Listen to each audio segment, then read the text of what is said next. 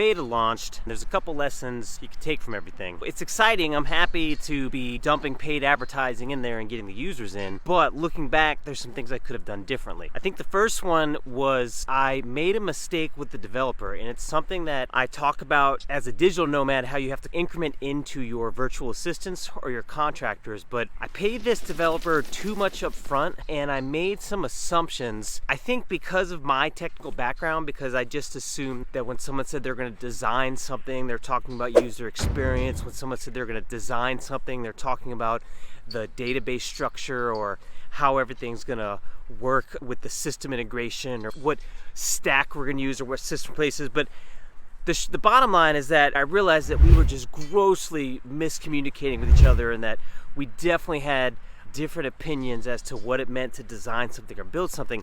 Essentially, he was just wasting time on HTML pages and making crappy, literal, quote-unquote design choices, which is styling in the web development world. Pain point number one is I should have incremented into the relationship with the contractor.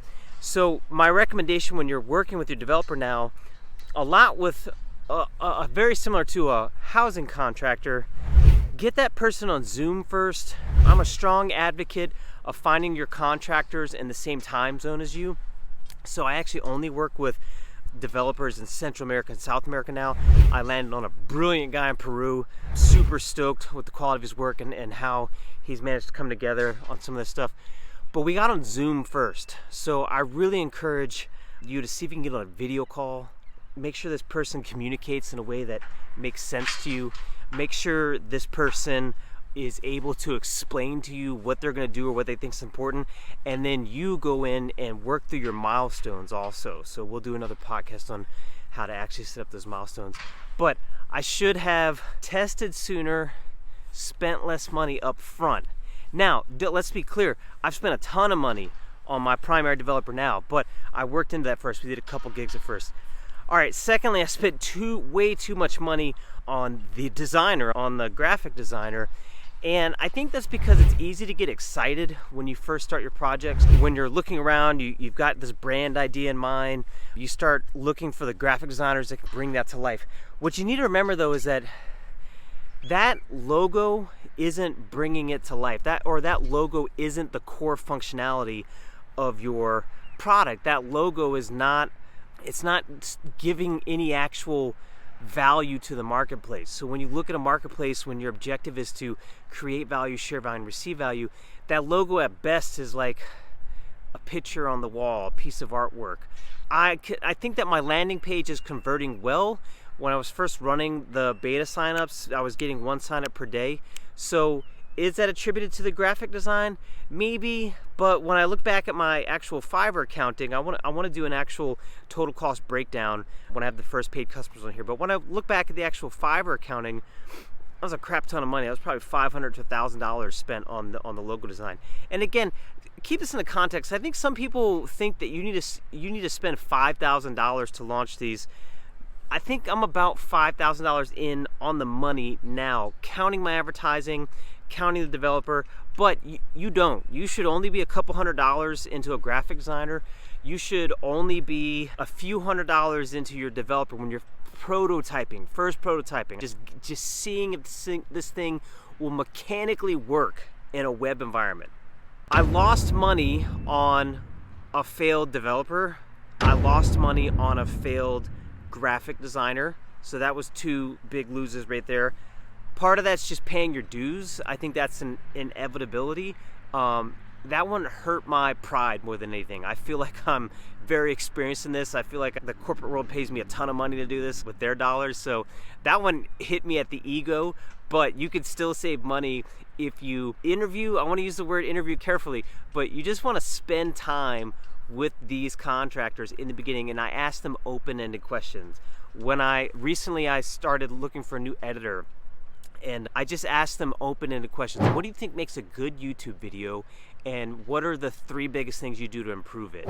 And that's how, instead of saying like, hey, do you have work for, can you show me your portfolio, etc. Like those things are given. There'll be reviews that you can check, but I want to know how they thought through problems, because the biggest hurdle that you'll run into on the contractor side is they're going to want very specific direction from you, which is okay. You own your vision. It should be your vision, but I want creative professionals to be able to take some liberty, to be able to work with some raw material and create something that's a little more beautiful at the end of it. All right, so developer, lost grip of cash on that. Graphic designer, lost a grip of cash on that. The third thing is I lost my cadence. I'm 4 months into this now, and while I'm very proud of the progress, I could have done it quicker had it been a little more focused. And one of that was constraints by budgets. I've only wanted to commit $1,000 a month to this. Another of that was distractions on other projects. So clearly I've got the W2 work, my primary income, the six-figure income coming from the corporations. I've got a family.